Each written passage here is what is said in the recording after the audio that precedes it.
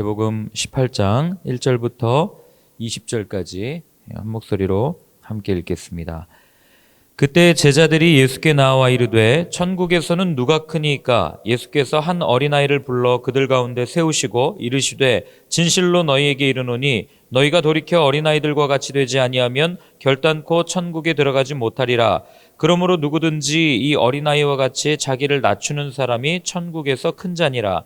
또 누구든지 내 이름으로 이런 어린아이 하나를 영접하면 곧 나를 영접함이니 누구든지 나를 믿는 이 작은 자 중 하나를 실족하게 하면 차라리 연자맷돌이 그 목에 달려서 깊은 바다에 빠뜨려지는 것이 나으니라. 실족하게 하는 일들이 있음으로 말미암아 세상에 화가 있도다. 실족하게 하는 일이 없을 수는 없으나 실족하게 하는 그 사람에게는 화가 있도다. 만일 내 손이나 내 발이 너를 범죄하게 하거든 찍어내버리라. 장애인이나 다리 저는 자로 영생에 들어가는 것이 두 손과 두 발을 가지고 영원한 불에 던져지는 것보다 나으니라. 만일 내 눈이 너를 범죄하게 하거든 빼어내버리라. 한 눈으로 영생에 들어가는 것이 두 눈을 가지고 지옥불에 던져지는 것보다 나으니라. 삼가 이 작은 자 중에 하나도 업신여기지 말라. 너희에게 말하노니 그들의 천사들이 하늘에서 하늘에 계신 내 아버지의 얼굴을 항상 배옵느니라. 너희 생각에는 어떠하냐? 만일 어떤 사람이 양 100마리가 있는데 그 중에 하나가 길을 잃었으면 그 99마리를 산에 두고 가서 길 잃은 양을 찾지 않겠느냐?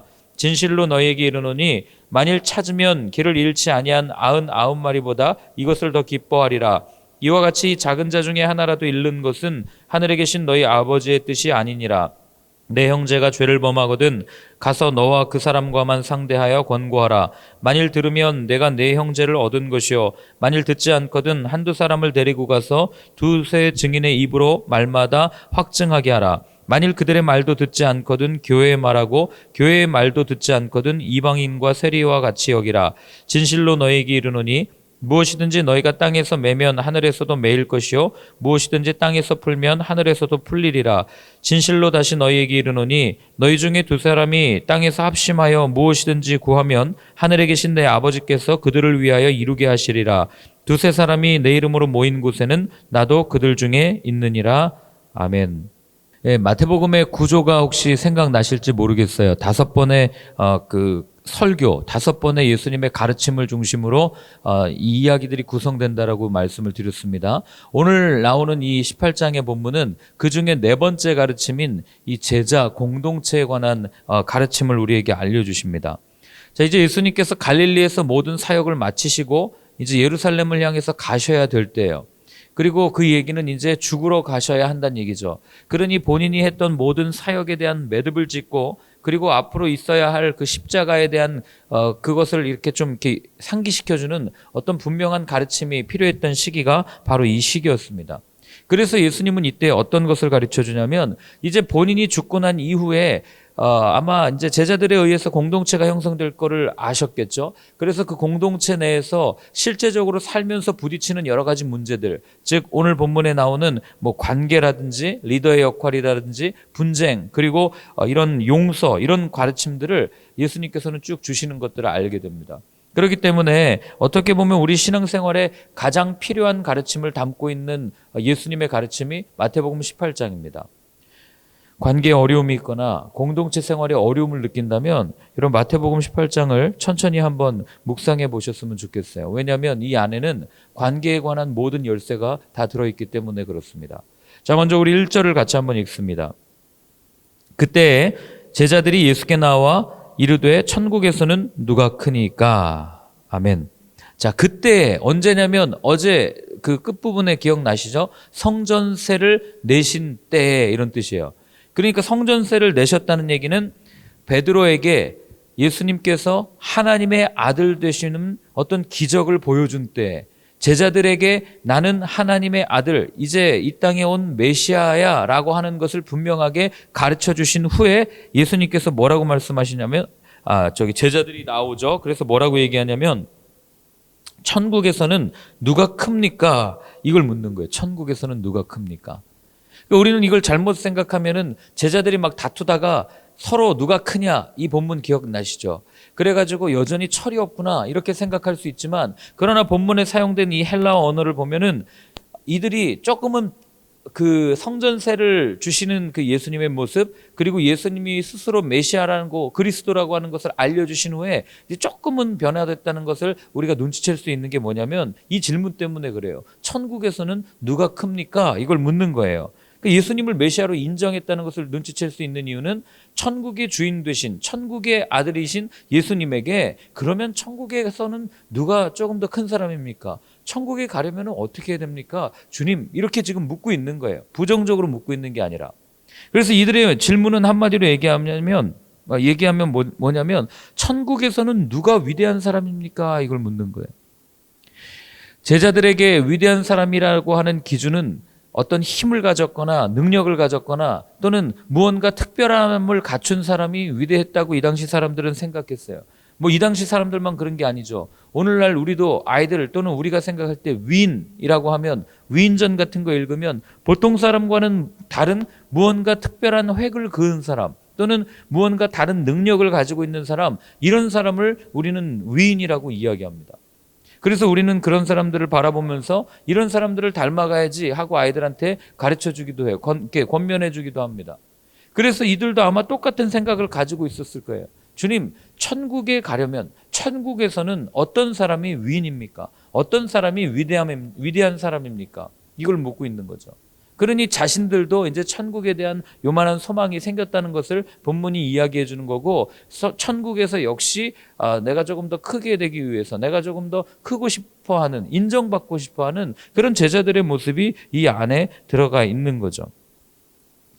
아마도 제자들은 세상에서의 관점으로 천국을 생각했을 거예요. 우리가 생각하는 것처럼. 근데 이 질문이 우리에게 중요한 이유가 뭐냐면, 여러분, 우리도 천국을 소망하잖아요.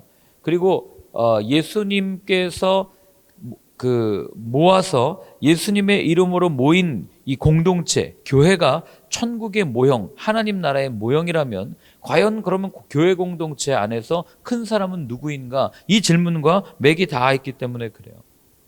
누가 인정받아야 되는가? 누가 교회에서 큰 자로 이렇게 보여져야 되는가?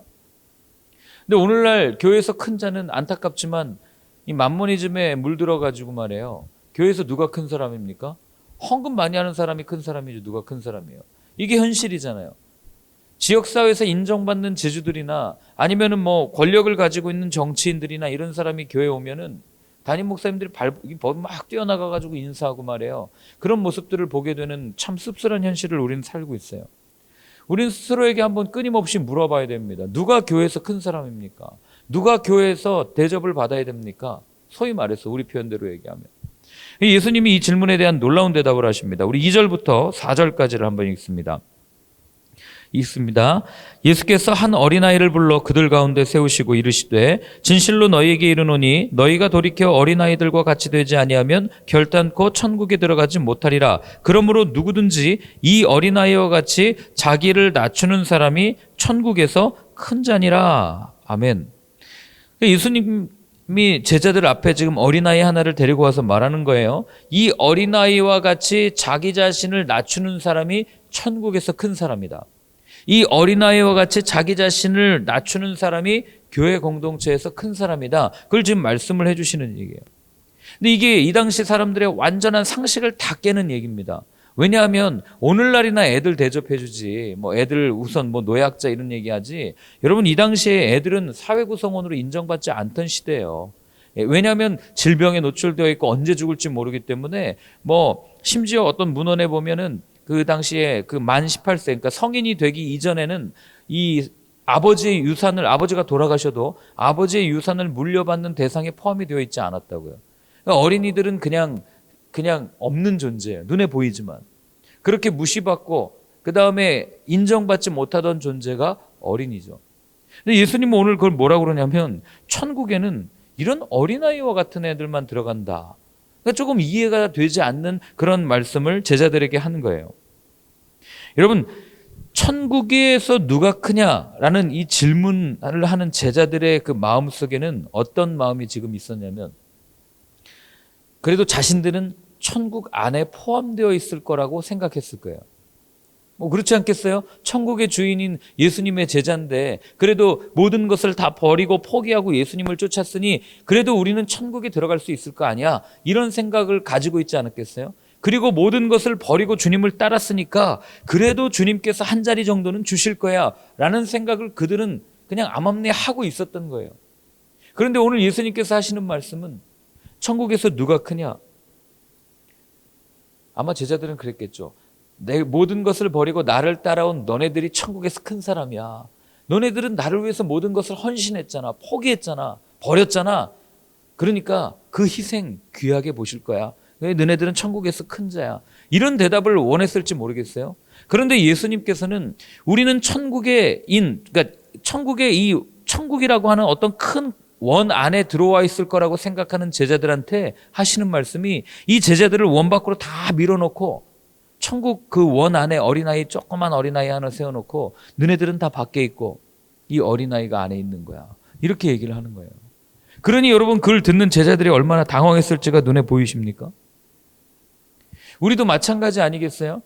주님, 우리는 매일마다 아침 예배 드리고요, 주일 예배 드리고 헌금하고 헌신하고 봉사합니다. 그래서 우리는 아마 천국에 들어있을 거라고 우리는 늘 생각합니다 라고 이야기하는데, 예수님께서는 헌금하지도 않고 예배를 드릴 능력도 없는, 아무것도 모른다고 생각되는 사람, 세상에서 사람으로 이렇게 인정받지도 못하고 취급받지도 못하는 그런 연약한 사람들, 그런 사람들을 보고 천국에 있다.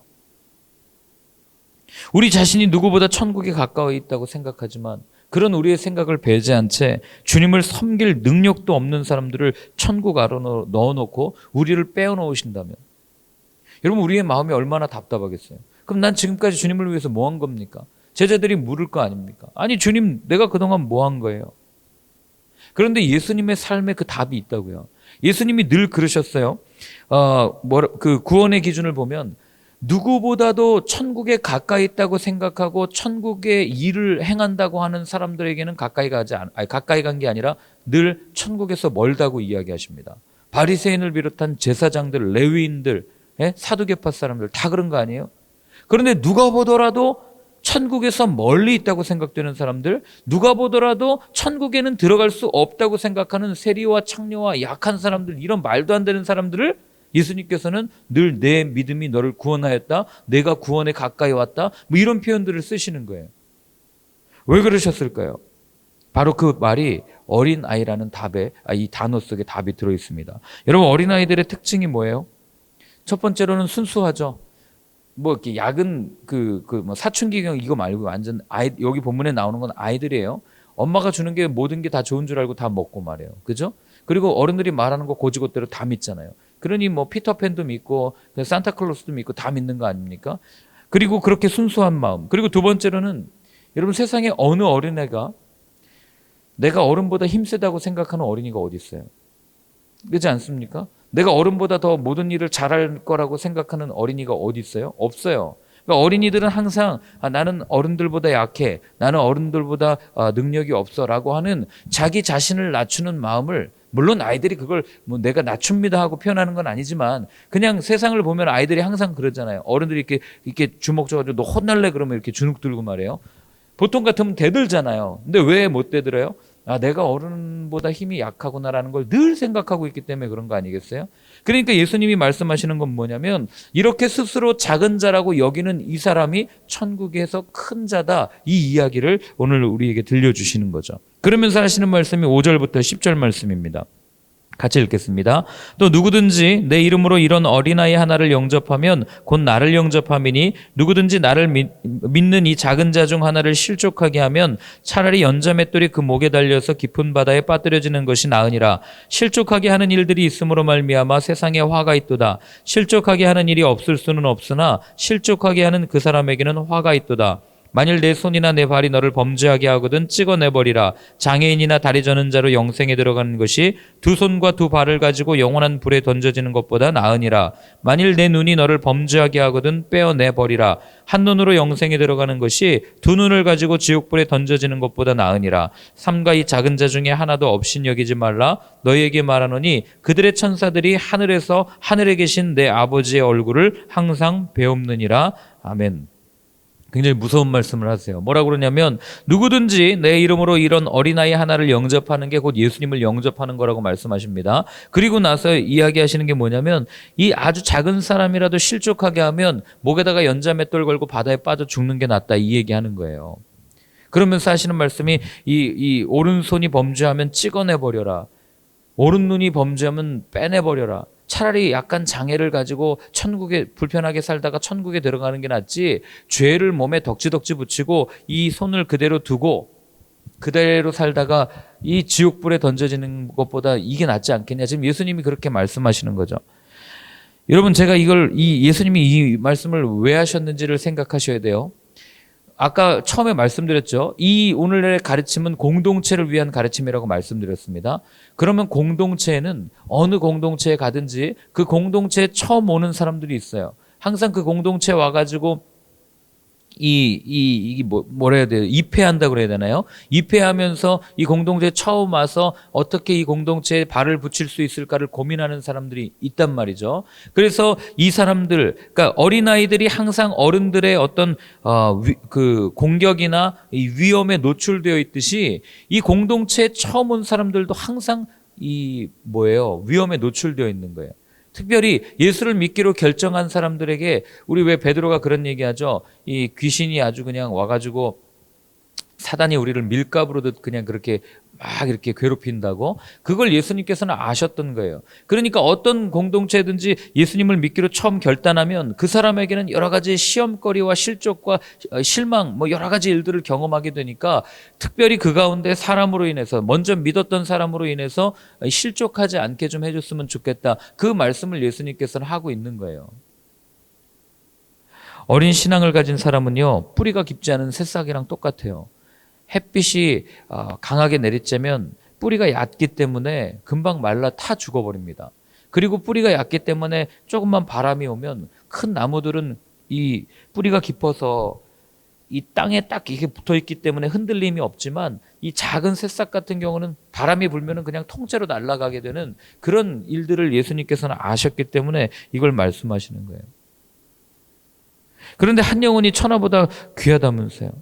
그러니 예수님이 말씀하시는 거 아니에요. 한 영혼을 정말 소중하게 여기고 그 영혼이 잘 주님께 이렇게 접붙임 받을 수 있도록 좀 도와줬으면 좋겠다. 그래서 그 영혼이 실족하지 않을 수 있도록 해줬으면 좋겠다, 그걸 얘기하는 거죠. 여러분, 이걸 한번 생각해 보세요. 이거를 가지고 정말 문자대로 지키는 사람들도 있어요. 성인 중에 그런 사람들도 있어요. 초대교회 교부들 중에도 정말 잘라내 버렸습니다. 그런데 이걸 만약에 문자대로 이렇게 정말 한다면, 여러분, 우리가 손 하나씩 자른다고 생각해 보세요. 여기 있는 우리 중에 누가 온전한 모습으로 살아갈 사람이 있겠어요? 아마 자르가지고 아마 팔 하나도 없을 거예요. 이 말씀이 정말 이대로 해야 한다면. 그러니까 그만큼 예수님께서는 그러니까 손을 잘라낸 만큼 실족하게 하지 않았으면 좋겠다, 그 말씀을 하시는 거죠. 왜요? 한 영혼이 그만큼 소중하니까. 그리고 그 한 영혼이 소중하다는 걸 이어서 이렇게 말씀하십니다. 12절부터 14절입니다.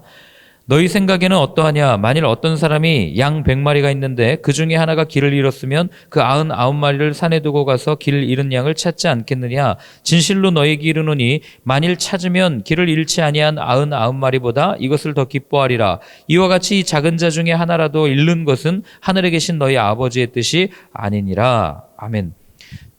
하나님의 공동체라면 하나님의 뜻을, 하나님의 마음을 좀 알았으면 좋겠다. 하나님께서 소중히 여기시는 것이 무엇인지, 어디에 중점을 두고 살아야 되는지를 분명히 알았으면 좋겠다라는 마음에 예수님께서는 이 말씀을 이야기해 주신 거예요. 여러분, 길을 가다가 양 한 마리가 사라지면 목자는 99마리를 그냥 두고 한 마리를 찾아 떠나는 거죠. 잃어버리면 안 되니까. 소중한 양이니까. 어디 가서 또 가시덤불에 걸려 있을 수도 있고, 또 어디 가서 늑대나 이리 같은 이 동물과 대치해가지고 벌벌벌벌 떨고 있을 수도 있고 하니까 가가지고 목자가 그 양을 찾는 거죠. 그런데 여러분, 우리는요, 세상은 그렇게 얘기합니다. 양 99마리가 있고 한 마리가 있으면 한 마리 버리고 99마리를 데려가서 빨리 조금 더 어떻게 잘 해가지고 시간을 낭비하지 않고 잘 키워서 더 많은 양을 출산하게 해서 이걸 불리는 게 그게 맞지, 한 마리한테 투자할 시간이 어디 있어. 이렇게 얘기하는 게 세상의 논리 아니겠어요? 그게 공리주의잖아요. 예? 다수의 이익을 따라서 소수는 희생되어도 돼. 그런데 여러분, 우리 인생이 그렇지 않잖아요. 물론 포기가 빠른 사람들은 딱 잃어버리면 포기해야지. 저 같은 사람도 핸드폰 잃어버리면 이거 찾겠습니까? 빨리 바로 하나 사야 되겠다. 뭐 이런 악한 마음을 가지고 있기도 하지만, 그러나 정말 소중한 거라면 끝까지 찾으려고 하잖아요. 그리고 이 찾는 시간을 한번 보세요. 양이 99마리가 여기 있고 한 마리를 찾아가요. 정말 이 양이 너무 소중해가지고 이 양을 찾는다고 하는 그 순간만큼은 목자에게 99마리보다 한 마리가 더 귀한 거죠. 이해가 되시죠? 그러니까 뭐라 그래요? 세상은 어느 게 더 효과적이고 효율적이냐 이런 거를 따지면서 이쪽으로 가라고 얘기할 때 예수님은 아니라는 거예요. 이게 정말 소중하다면 이 양을 찾는 시간이 더 귀한 거고, 그리고 이 양을 꼭 찾아야만 되는 그 말씀을 예수님께서는 오늘 들려주시는 거죠. 결국 무슨 얘기냐면 하나님의 뜻을 가지고 하나님의 마음으로 이루어진 이 공동체를 이루어가는 그 가장 중요한 원리 중에 하나가 무엇이냐면, 그거는 합리적인 게 아니라는 거예요. 논리적인 게 아니라는 겁니다. 이성을 따라가는 게 아니라는 거예요. 효율을 따라가는 게 아니라는 겁니다. 뭘 따라가는 겁니까? 하나님의 마음을 따라가는 거죠. 그게 뭐예요? 한 영혼을 살리는 일에 온 힘을 쏟아라. 그 얘기를 예수님께서는 들려주고 있는 거예요. 자, 그러면 이렇게까지 말씀하시면 우리는 이제 이 말씀을 가지고 조금 악용할 수 있어요. 제가 실제로 그런 것도 봤어요. 어떤 교회에서 담임 목사님을 내쫓아요. 이유는 하나예요. 자기들을 실족해 했다는 거예요. 교인들을. 그래서 교인들 몇 명이 담합해가지고 담임 목사님의 흠을 막 이야기하면서 쫓아내는 것들을 봤어요. 그것에 대해서 예수님께서는 균형을 말씀하십니다. 우리 한번 읽어볼게요. 15절부터 20절입니다.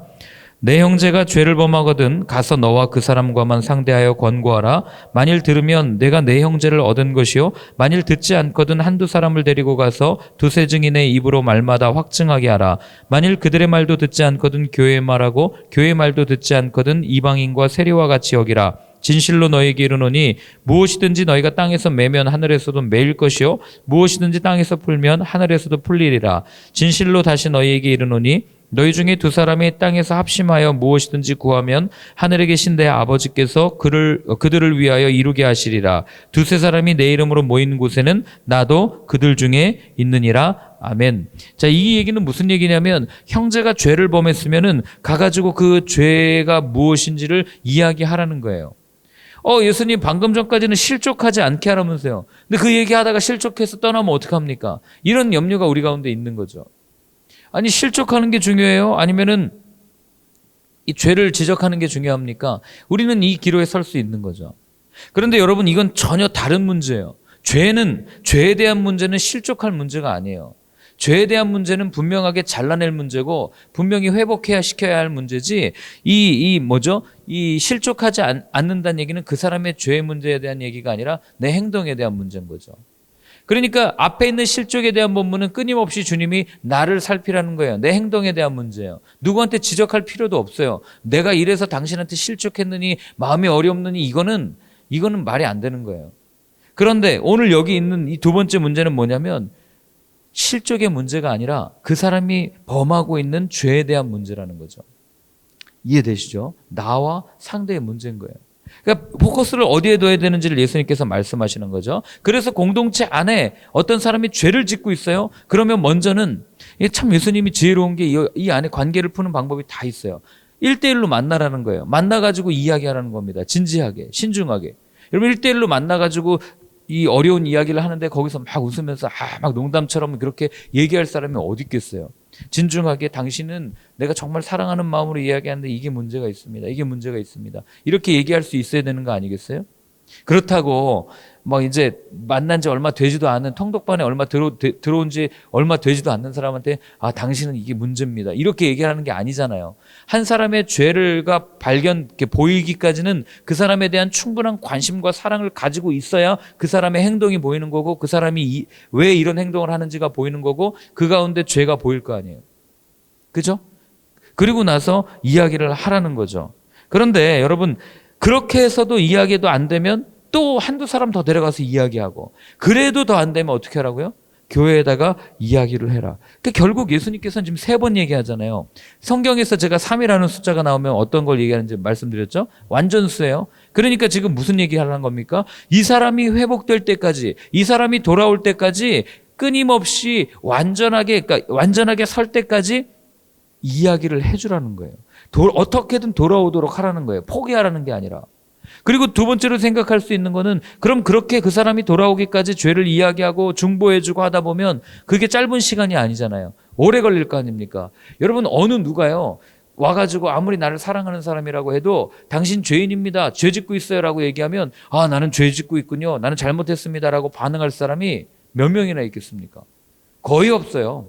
요즘 같은 시대에 내가 하면 로맨스고 남이 하면 불륜이지만 나는 로맨스로 생각하는데 그거 이야기할 때 이거 죄라고 얘기하면 관계만 틀어지지 누가 그걸 죄라고 여기겠냐고요. 규범이 바뀌고 가치가 바뀌어가고 있는 이 시대 가운데. 그래서 오래오래 걸리는 거예요. 그만큼 한 영혼을 살리는 게 이렇게 어렵다는 것을 예수님 말씀해 주시는 거죠.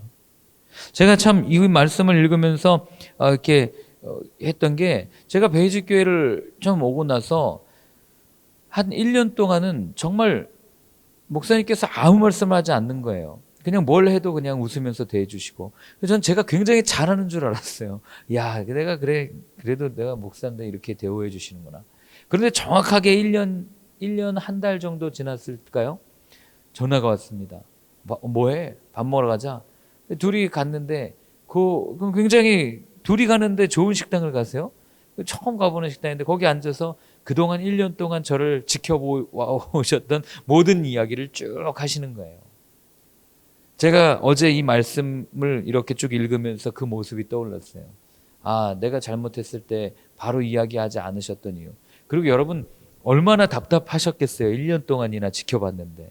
그리고 얼마나 이야기해주고 싶었겠어요. 근데 그렇게 하지 않으시고 1년 동안 쭉 봐오시고, 그리고 또 얼마나 많이 기도했겠어요. 상대에 대해서 이야기하는 거 어려워하시는 분인데, 그리고 나서 따로 불러서 그것도 좋은 거 먹여주시면서 그렇게 이야기하는 그 모습을 보면서, 아, 한 영혼을 살리기 위해서 이렇게 말씀하신 게 그런 거 아닐까? 이런 생각을 하게 된 거죠. 우리도 마찬가지 아니겠습니까? 여러분, 우리가 공동체 안에서 어떤 한 영혼을 회복시키고 살리려고 할 때 우리는 통독반을 하다 보면 사실 섬김이로서 맘상할 때 많거든요. 아, 쟤는 왜 저러지? 하면서 그냥 다른 사람들이랑 그 사람이 없을 때 험담식으로 이야기하면서 이렇게 하면 어떨까라고 이야기할 때가 사실 왕왕 있어요. 뭐 저도 마찬가지겠죠. 공동체 하면서 섬김이들 이야기할 때도 그렇고 그런 모습이 있을 거예요. 그러나 주님은 그렇게 하지 않고 오늘 어떻게 하라고요? 신중하고 이 한 영혼을 살리기 위해서 최선을 다하는 모습을 보여줬으면 좋겠다. 그걸 예수님께서 우리에게 알려주시는 겁니다. 그러고 나서 이 공동체가 얼마나 소중한지를 18절에 그렇게 얘기하시죠. 18절에 보면은 무엇이든지 너희가 땅에서 매면 하늘에서도 매일 것이요 무엇이든지 땅에서 풀면 하늘에서도 풀리리라. 이거 어디서 많이 들어보신 말씀 아닙니까? 어디서 들었습니까? 이번 주에 들었어요. 지난주에 들었나요? 베드로가 신앙 고백하고 난 다음에 예수님께서 그러시잖아요. 에? 내가 너의 그 믿음의 고백 위에 교회를 세울 거다. 교회가 땅에서 풀면 하늘에서도 풀릴 거고, 그 다음에 땅에서 땅에서 묶으면 하늘에서도 풀릴 거, 하늘에서도 묶일 거다. 그 얘기 하셨잖아요. 그러니까 오늘 이 본문도 분명하게 얘기하는 게 뭐냐면, 이 말씀을 누구에게 주셨냐? 교회 공동체, 어떤 공동체 안에서 함께 신앙생활하는 사람들 가운데 주셨다는 말씀이라는 걸 알게 되는 거죠. 그리고 또 한 가지는 교회가 무엇이라는 것을 분명하게 알게 되는 거예요. 주님이 오늘 말씀하세요. 2-3 사람이 내 이름으로 모인 곳에 나도 그들과 함께 있겠다. 예수를 그리스도로 고백하는 사람들의 모임, 이게 교회라는 것을 오늘 예수님께서는 이 말씀을 통해서 다시 한번 알려주시는 거죠. 그러니 여러분, 우리가 자꾸 교회라고 하는 이 건물이라고 하는 이 모든 그동안 지난 한 2000년은 안 됐겠죠. 아직 교회가 그 건물로서 세워진 지 한 1700년, 1800년 되는 이 역사를 빨리 그 전통에서 벗어나야 된다는 거예요. 그러니까 구약 성경도 보면은 유대인들이 결국에는 멸망했던 이유는 예루살렘 성전 안에 갇혀있던 사고 때문에 그렇거든요. 이 하나님이 임재하는 곳이니까 이게 거룩한 데야. 하나님은 이미 이스라엘 온 땅 안에 다 편재해 계신데 그건 바라보지 못하고 오직 예루살렘 성전 안에만 하나님이 계셔. 마찬가지예요. 여러분 우리가 교회를 생각할 때도 빨리 이걸 깨고 안 그러면은 여러분 유대 그 성전을 멈추게 하셨던 것처럼 우리 교회 시스템을 멈추게 하실지도 모르겠어요. 여러분 진짜 교회는 이렇게 우리가 함께 모여서 예수님의 이름으로 모여서 함께 예배하며 찬양하며 그분을 나의 주님으로 인정하고 그분을 나의 메시아로 그리스도로 인정하면서 살아가는 매 순간 나의 삶이 곧 교회라는 것을 우리가 잊으면 안 된다는 거죠. 그런 삶을 통해서 사람들이 또 모이게 될 거고 함께 예배하게 될 거고 함께 찬양하게 될 거라는 거예요. 결국 오늘 메시지는 천국 백성은 어린아이와 같이 겸손한 사람으로 사는 사람이고 그리고 내 행동을 조심히 해서 다른 사람을 실족하지 않게 하는 삶이고 죄에 대해서 민감하게 반응해서 정직하게 이야기할 수 있는 사람이라는 것이 이게 이 맥락이죠. 결국 공동체 안에서 관계를 맺어갈 때 어떻게 해야 되는가? 이 모든 것을 하려면 딱 한 가지가 깔려 있어야 돼요. 그게 뭔지 아십니까? 바로 사랑이라는 거죠. 그게 아마 내일 본문에 쭉 나올 거예요. 그래서 오늘 저희들이 한번 같이 기도할 때는 이렇게 한번 기도했으면 좋겠습니다. 주님의 마음을 품고 사랑하며 살고 싶습니다. 나만 생각하는 이기적인 삶이 아닌 항상 누군가를 위해 기도하는 그리고 누군가를 살리는 그런 삶이 되게 하여 주옵소서. 우리 그렇게 한번 같이 기도하겠습니다. 하나님 아버지, 정말 주님의 마음을 품고 주님을 사랑하듯 또 우리가 그렇게 사랑하며 살고 싶습니다. 하나님 늘 형제를 나보다 귀하게 여길 수 있는 마음을 허락하여 주시고 우리에게 허락하여 주신 이 교회라고 하는 공동체 이 안에서 살아갈 때 누가 큰 자입니까? 내가 나를 낮추고 상대를 높이면서 상대를 더 세워줄 수 있는 사람, 그 사람이 진정 큰 사람임을 오늘 우리에게 알려주셨습니다. 하나님 우리 눈에 볼 때 부족함이 보이고 연약함이 보인다 할지라도 끝까지 상대를 존중할 수 있는 저희들의 마음, 저희들의 삶이 될 수 있도록 도와주시고 저희들의 모습을 통하여 하나님의 나라가 임하는 것을 바라보는 저희 모두가 되어줄 수 있도록 주님 도와주시옵소서. 주님, 오늘도 주님의 마음을 우리에게 부어주셔서 항상 내가 만나는 사람을 나보다 귀하게 여길 수 있는 이 귀한 마음을 우리에게도 허락하여 주옵소서. 이제는 우리 주 예수 그리스도의 크신 은혜와 하나님 아버지의 사랑과 성령의 인도하심이 주님을 따라 정말 사랑하는 마음으로 누군가를 늘 세우며 나가겠다고 결단하며 다짐하는 모든 분들 머리 위에 이제로부터 영원까지 늘 함께하여 주옵시기를 간절히 축원하옵나이다. 아멘.